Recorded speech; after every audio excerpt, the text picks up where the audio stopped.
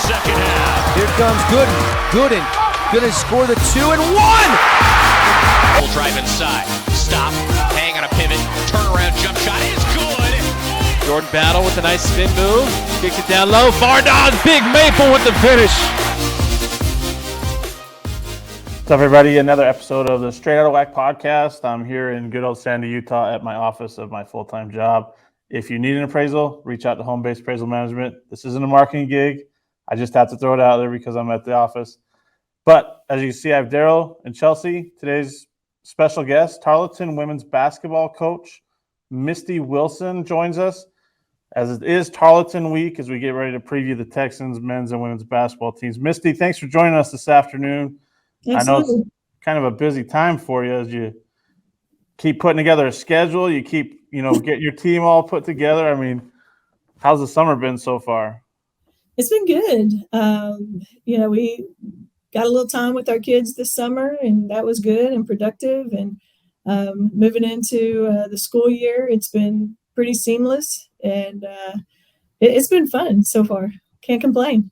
I guess I shouldn't say summer, right? It's kind of the fall now. I think it's 70 degrees here in Utah, which is down from like 90 the other day. That's nice. Texas was nice and cool when I was there this past weekend too. So keep rubbing it in. It's all right. Keep rubbing it in. We had a couple 66-degree mornings, this past week. So we feel like we're getting into fall. People start wearing fur boots around here when it gets in the 60s. When is the time that they actually start wearing like fleece hoodies and it actually becomes like freezing? What's the temperature that they get to that point? If it gets anywhere in the 50s, yeah, we're busting out the hoodies and the flannels, the Uggs, all of it. I'm not gonna lie, I'll probably still be in shorts and maybe this short sleeve hoodie in 50-degree weather just because And Daryl's from Southern California and Chelsea lives down in Phoenix, so like you guys all get the warm temps. I don't get those kind of things. Yeah, well, you're acclimated. We're freezing at that point. Before we get to their questions and stuff, I want to ask you, second year in the WAC is now gone. What was your takeaway from maybe this past season? And now that you're eligible for the WAC tournament too. I mean, it's kind of a interesting transition from being not eligible to eligible for the WAC tournament, but still not eligible for the NCAA tournament. So what are your thoughts on that? Well, it's a level of excitement to at least be eligible for the WAC tournament. That was tough. I mean, from outside looking in, it made it difficult for our players, and especially when you qualify. The first year in the WAC, we weren't in that position, but last year we were, and we would have qualified for the WAC tournament, but still we're on the outside looking in. So there's a aura of excitement around this season going into the season.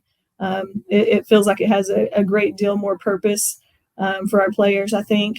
And the NCAA tournament, man, we would love the opportunity to play in that, and hopefully at some point before this reclassification is over, we'll have that opportunity. But the great thing about players is they have the drive, and you're recruiting competitive players that want to win. So despite what the circumstances are, they're going to play hard and they're going to compete. I guess my question too with that is, how does that change the recruiting situation where, last year and the year before you couldn't tell players, hey, we're going to be able to play for a conference tournament championship, but now you can. But then the awkward situation of, well, we can play for the conference tournament championship, but we can't play in the NCAA tournament. We could go to the NIT, if you win that tournament. So how much of an impact is that on recruiting and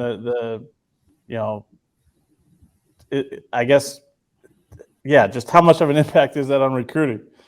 Well, you have to be creative. You have to be, intentional about how you break it down for them. Because, if you've never played at the college level, you don't understand really how it works. So especially when teams, use that as an opportunity to negatively recruit, against us, I guess. One of our favorite questions is, well, you've been eligible. When was the last time you went? And so it's just kind of flipping it around on them. And, again, just being intentional with how you present things. We don't want to mislead anybody, by any means. And we try really hard not to do that. But we feel like we're honest, but at the same time, again, you're recruiting athletes that want to compete. And that's what we have. We have the opportunity. We have a season ahead of us, a Division I season ahead of us, and we have the opportunity to compete through the regular season. Nobody can take those wins away from us. And that's how we recruit. Before Chelsea and Daryl get to their question about the roster and all that stuff, I want to ask you, it's kind of the same question I asked Billy Gillespie yesterday when I was talking to him. He mentioned resources that Tarleton is putting into the athletic department, to its teams, to the growth of the school. Can you elaborate on that and your thoughts on it? I mean, it seems like there's an immense amount of growth going on at Tarleton, right now as they continue in the D1 era. Right. Man, I'm going to tell you right now, our greatest resource that we have is our student body and our faculty and staff. I mean, the support that we get from this university, the personnel at this university is unbelievable. And that's a great recruiting tool. But as far as the fiscal and you're talking about facilities and things like that, it's unbelievable what Dr. Hurley and Coach Reisman have been able to pour into this athletic department. And it makes it a lot easier for us. In addition to our campus is beautiful. And in addition to that, we have all these upgrades and opportunities for our student athletes that, make it even more appealing to come to Tarleton State. You've been at Tarleton for quite a while. Sorry, guys, I'm following up. I apologize to you two. I love you, and I'm getting there. Just a minute. But, on the follow-up question on that, you've been at Tarleton for a long time. Did you see this kind of boom coming, this kind of investment? Or are you a little surprised at how maybe quickly it's happening? If you knew Dr. Hurley and you knew Lon Reisman personally, you would know that I'm not surprised at all about the trajectory and the speed of the trajectory that Tarleton has taken. Both of those men have a true passion for Tarleton State and don't take no for an answer and are going to do whatever it takes to be successful. And it's fun being aboard that train and supporting them in that and doing everything we can to support that with wins and national recognition for our program and getting the right players here. And so no, I would have never thought that it would be at this point, when I started here 20 years ago, but I'm not surprised in the speed, and I think it's an exciting venture. Okay, Chelsea and Daryl, now you guys are up. I am sorry to take so much time. But yeah, they've got I think they got a nice little spreadsheet that they're both looking at. They got questions for you galore, and I'm going to let them take over right now. All right. Yeah, we do. We come prepared. Hi, Coach. How are you? Hopefully I am as well. So talk about year 2 in the WAC and just how nice it was to have some semblance of a normal regular season where you get to do home and aways, you get to travel instead of the back-to-backs in the same city. How nice it was to have fans in the gym again versus year 1 where you're dealing with COVID cancellations and juggling and testing galore.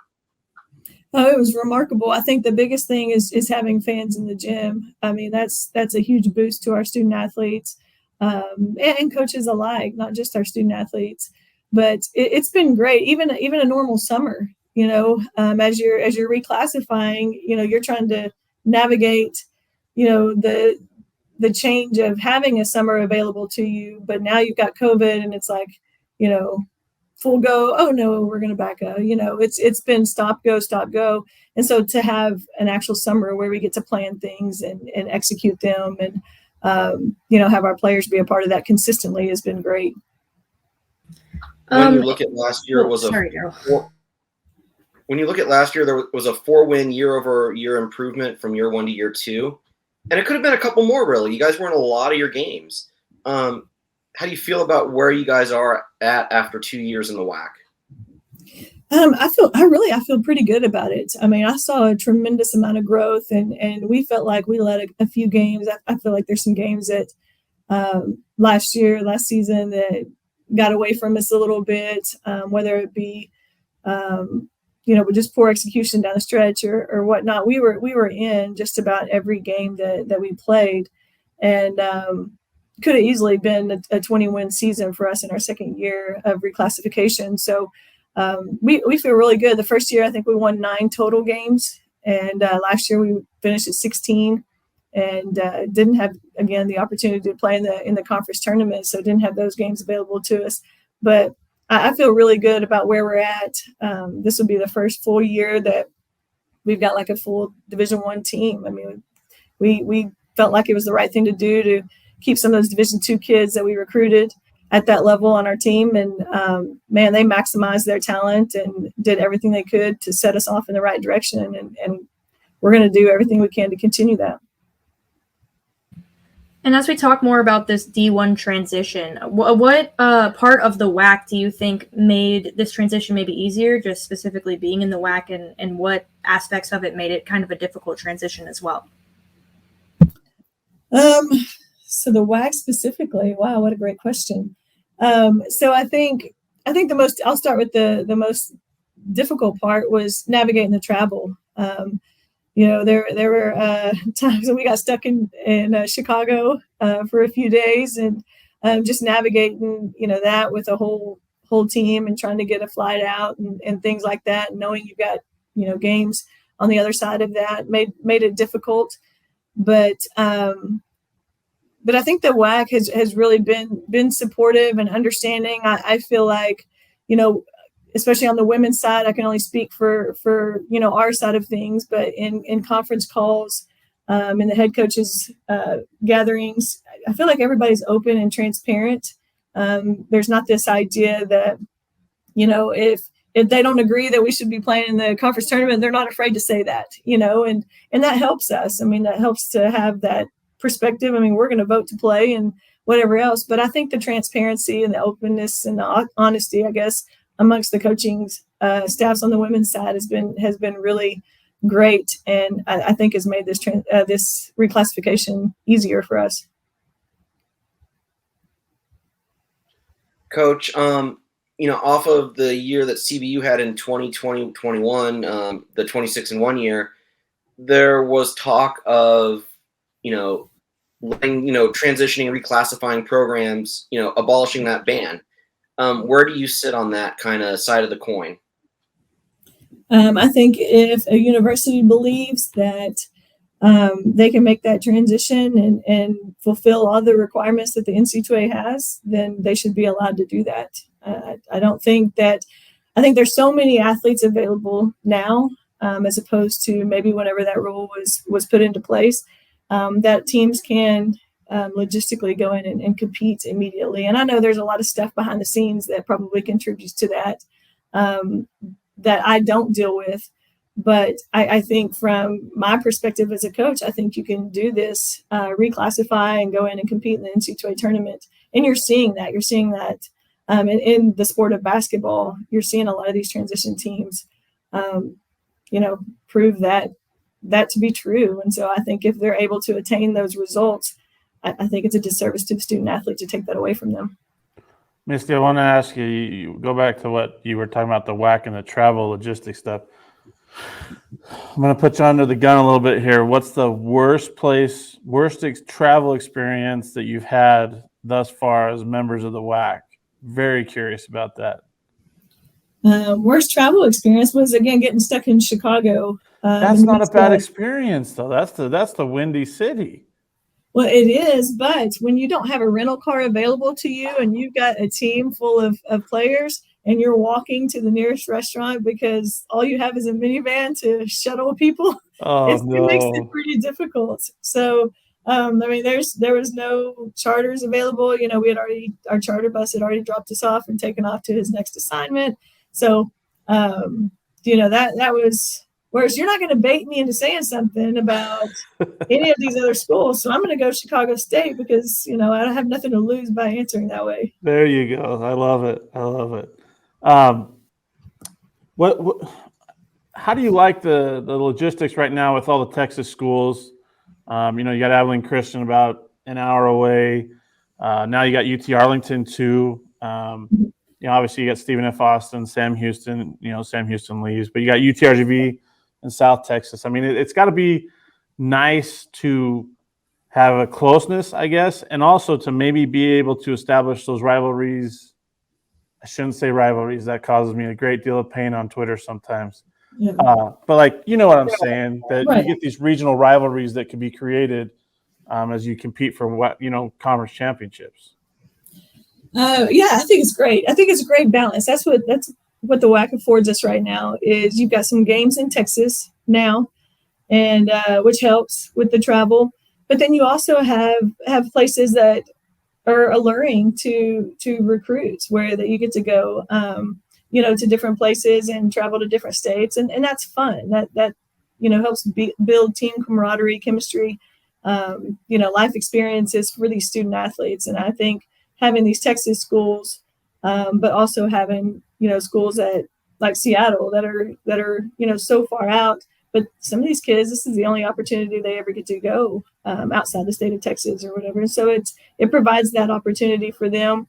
We love a rivalry. I'm like you. We'll throw a rivalry on anything just to get a rise out of people. But I think that's great. It's like this battle for Texas, and it's fun with these schools. It'll be fun to kind of create that with UTA. You've got big city versus small town, and you've got the battle of the purple and whites with us in ACU. And so it's fun. I mean, you can twist anything and make it a rivalry.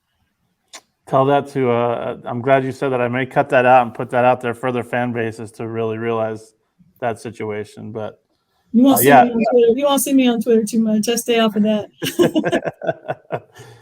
Good stuff. You guys got any questions about the roster? I mean, there's kind of a lot of turnover. You lost your top 4 scorers. I know they've got questions about it.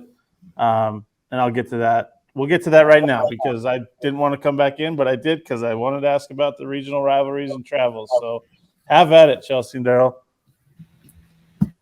Well, I think the most obvious thing when looking at your roster is your top 4 scorers from last season have either graduated or transferred. How does that affect your off season when it comes to recruiting, and also just like morale and your approach to your game plan and things like that? Yeah, it's shockingly enough, we only had one of our top scorers transfer. The other one's graduated, which is a great accomplishment for those ladies. And I think when you're looking at this COVID year, this extra year, I think it's each individual to their self as far as whether or not it's idea for them to take advantage of that. And every one of those ladies that moved on had attained a degree. And so it seems like there's a lot of turnover, but there really was not a whole lot of turnover. Obviously, we lost Ayanna Dorsey, and she went to RGV, but we feel really good about the players that we brought in, and I feel like weathered and filled some of the deficiencies that we saw in the last couple of years with the players that we got. Coach, with regard to the whole interconference transfer thing, 7 players transferred within the conference last year, including Ayanna Dorsey. Do you feel like there should be kind of limits on interconference transfers, stuff of that nature? Honestly, no. I mean, I know it makes it difficult for people, but when you take away some of the opportunities, especially now with having so many schools in Texas, you take away some of those opportunities. And, if we're going to give these players a year to, by NCAA rule, go out in the portal and find the best fit for them, I don't think you can eliminate, some of these Texas schools that were in the WAC. And, before the 2 left, you had even more schools in Texas. And, when you limit those opportunities for those players, if we're going to be student athlete centered, and we want to be, you're taking away some pretty good opportunities by eliminating those schools, other Texas schools in the WAC. So I think if the NCAA is going to give them a year to go figure it out, then I think it's okay that, they go somewhere in the conference. Sorry, guys, I'm back again. In terms of this transfer thing, and I don't know if it changed for you as a coach to maybe, a lot of coaches are all about building a culture, but yet there's so much turnover now with the transfer rules and, things like that. How does that impact coaching and building a culture, I guess, like some coaches want to talk about? It's extremely difficult. I'm not going to mix words on that. You try to do everything in your power to put these student athletes in a great position. And now coaches are being called upon to really help navigate like the mental health side of things. And we're trying really hard to do that, but we're not certified. We're not equipped to do that perfectly. But we're trying to do that. And sometimes you can do everything right. And because of the opportunity out there with the portal, you're still going to have players leave. You can win 20 plus games and players are still going to leave. And so it does make it really hard to get some foundations built up, I guess. And I think any culture takes foundation. And so, you really got to just try to rebuild that foundation almost every year, it is difficult. Chelsea, Daryl, you guys got anything else? Coach, you played at Tarleton State, served as an assistant before taking the head coaching job, and are now leading the Texans through the D1 transition. When you stepped on the campus almost 5 years ago, did you ever imagine any of this? No, I did not. But I take a great deal of pride in being in the position that I'm in and don't take it for granted. It came with a lot of blood, sweat, and tears. And I've done some things really well, and I've failed at some things. But I think the one thing that I feel like I've done consistently is, when I made mistakes, I feel like I learned from them, and I'm going to continue to do that. And, just, again, the sense of pride that I have from seeing where Tarleton State is now is probably not something that I can easily put into words. But no, I'm so grateful for the opportunity that's continued to present itself here at this university. And then schedule-wise, is there anything schedule-wise you can talk about in terms of your non-conference at this point, or do we have to wait for the release? Well, I think we're slowly releasing some of that right now, but I think we're pretty much can confirm some of these. So we've got a couple big games against some Power 5 schools in Vanderbilt and Nebraska, and really looking forward to playing and getting the recognition that we hope we bring our university through playing those games, and have the expectation and the plan to go out there and really compete against those teams. And then we had a lot of home and homes that we're returning this year. We have College of Charleston here, and it's what's really nice is now in this third year, you're starting to see us have some home games that are Division I that are non-conference, and that's exciting. And then we have a big tournament right before we leave for Christmas at Puerto Rico, and we're going to play Ball State and Richmond. And so, we feel like we've got a pretty tough schedule and are doing exactly what the WAC wants us to do with the opponents that we're playing, and looking forward to a competitive season. Can you release? If you can't, you can't. I just have to ask it. I've looked at season openers for men's and women's, that have been released, Mm-hmm. and it's going to be a really fun November 7th. Let's just put it that way. Any word on who you guys will open up with? Yeah, it's probably not as fun as the other side of things, but I think that's one of our we've got is Arlington Baptist, I believe, is our opener. Arlington Baptist. On that Wednesday, we went ahead and moved it so our players could go vote if they wanted to. I'll put that plug in there, but yeah, it's, Arlington Baptist. I think we jump off.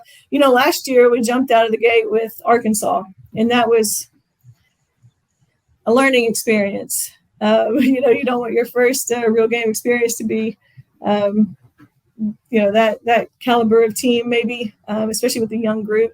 But so we're going to try to flip it and see what we can do working adversely this time.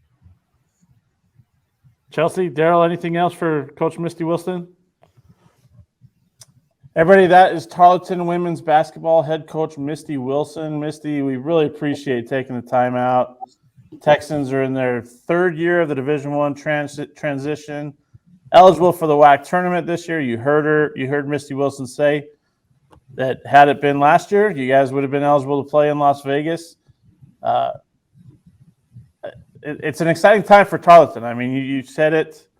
The growth is phenomenal. Like you said, Dr. Hurley and Coach Reisman, what they're doing. I'm very impressed with what the investment is, not just in the college as a whole, but in athletics specifically, as you can say. But again, Misty, thank you for taking the time here on the Straight Outta WAC podcast today. Absolutely. Appreciate y'all.